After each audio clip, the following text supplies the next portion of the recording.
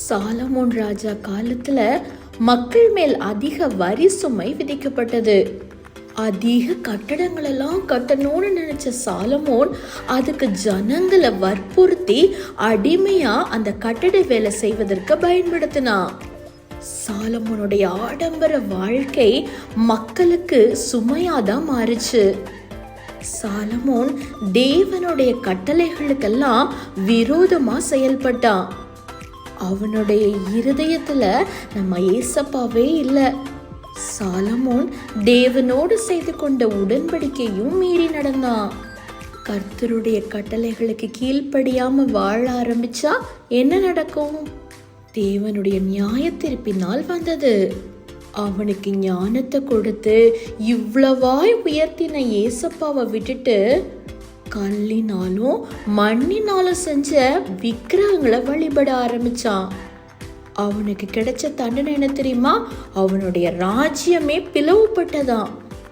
God சொன்னாங்க, நான் உனக்கு கட்டளையிட்டேன் உடன்படிக்கையும் என் கட்டளைகளையும் நீ கை கொள்ளாமற் போய் இந்த காரியத்தெல்லாம் நீ செய்தபடினால ராஜ்ய பாரத்தை உன்னிடத்திலிருந்து பிடுங்கி அதை உன் ஊழியக்காரனுக்கு கொடுப்பேன் என்று சொன்னாங்க. அப்பா செஞ்ச தப்பு மகனையும் பாதிச்சது. 12 கோத்திரங்களை ஆண்டு கொண்டு வந்த சாலமோன் கையிலிருந்து 10 கோத்திரங்களை எடுத்து சாலமோனின் ஊழியக்காரனான யெரொபெயாமின் கையில் கர்த்தர் கொடுத்தார். சாலமோனோட மகன் என்ன சொன்னான் தெரியுமா?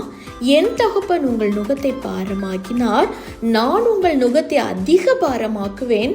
என் தகப்பன் உங்களை சவுக்குனாலே தண்டித்தார், நான் உங்களை தேள்களினாலே தண்டிப்பேன்னு சொன்னான். இத கேட்ட ஜனங்கள் கிளர்ச்சி செய்ய ஆரம்பிச்சாங்க.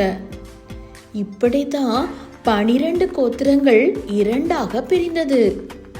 இப்படியாய் ஒரே கோத்திரமாயிருந்த ஒரே தேசமாயிருந்த ஜனங்கள் இஸ்ரவேல் தேசம் யூதா தேசம் என்று சொல்லி 2ஆக பிளவுபட்டார்கள்.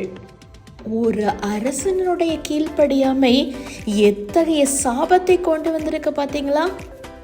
முழு தேசமே பிளவுபட்டு போனது. நீங்க கர்த்தருக்கு கீழ்ப்படியாம இருந்தா இப்படியான பிளவுகளையும் சண்டைகளையும் கிளர்ச்சிகளையும் உங்க குடும்பத்திலையும் பார்ப்பீங்க. இதெல்லாம் நம்முடைய வாழ்க்கையில நடக்காம இருக்கணும்னா கர்த்தருடைய வார்த்தைக்கு கீழ்ப்படிந்து நடக்கணும். கர்த்தருடைய உடன்படிக்கையை மீறாதவர்களா இருக்கணும். ஓகே குட்டீஸ்?